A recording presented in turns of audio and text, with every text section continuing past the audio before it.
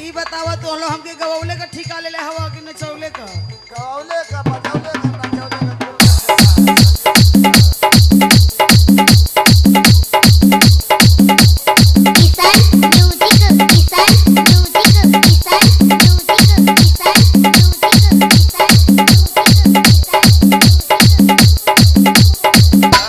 बिगड़ल देवरा के बचाल कोरा धाके कटलस गाल।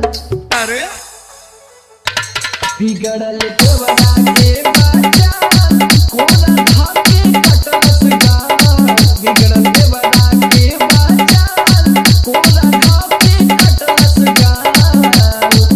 कौके जबरी तुरले बा कलैया ए राजा जी।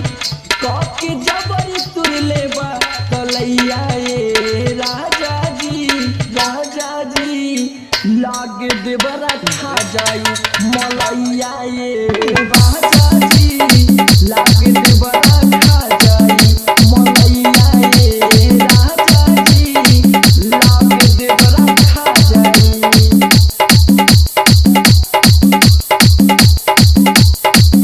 आओ तो करिया तनी दे त चाप चाप के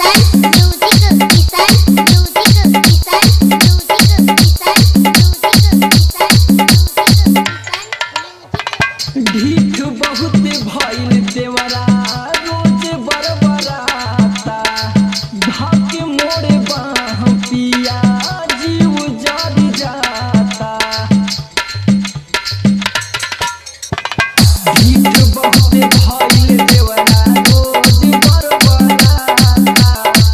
धाके मोड़े बाह पिया जीव जड़ जाता। घर में रहल कैलस काल हर साड़ी के मोर फाल। घर में रहल कैलस काल हर साड़ी के मोर फाल।